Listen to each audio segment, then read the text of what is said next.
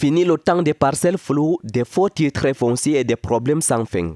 À Selbé-Darang, dans l'arrondissement d'Ngaoundéré 2e, le désordre de foncier va en retraite. Sous l'impulsion de Sa Majesté Hassiatou, le quartier enterre ses vieux démons pour devenir une terre d'ordre et de progrès, une nouvelle facette. Les gens ont acquis beaucoup de terrain, ils ont abandonné tous ces terrains. Donc nous faisons l'effort pour gérer les problèmes, les conflits de litiges. On veut que tous les gens qui ont des parcelles à Selbé-Darang doivent construire. Selon Sa Majesté, pendant des décennies, Selbé-Darang a vécu sous le poids d'un véritable casse-tête, documents falsifiés, limites des terrains contestés et de nombreux projets de progrès paralysés. Mais aujourd'hui, le décor change. L'heure des conflits est révolue. Sa Majesté Hassiatou, épouse Ibrahima, chef de 3e degré, a décidé de siffler la fin de la récréation.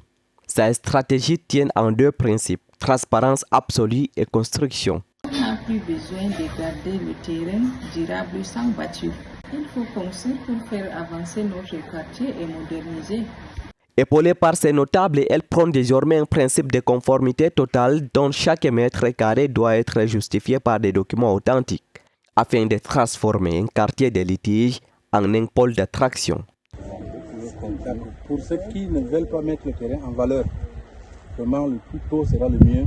Les terrains seront remis à qui mettront ce terrain en valeur. Ça, c'est le doléance de Sa Majesté.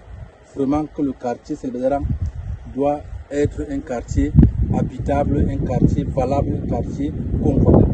Pour ses collaborateurs, la vision de Sa Majesté est une véritable locomotive qui va désenclaver la localité et booster son potentiel. Je demande à toute la population du quartier Selbé-Darang de se rapprocher de la chefferie et de mettre le terrain en valeur, de construire également, de ne pas laisser les terrains vides comme ça. Vous voyez, c'est perte de vue jusqu'au rail, sans projet, sans construire.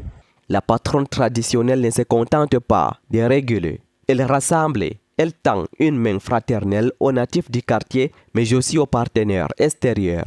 L'objectif, faire de Selbé-Darang une terre d'opportunités économiques où la seule priorité est le progrès commun.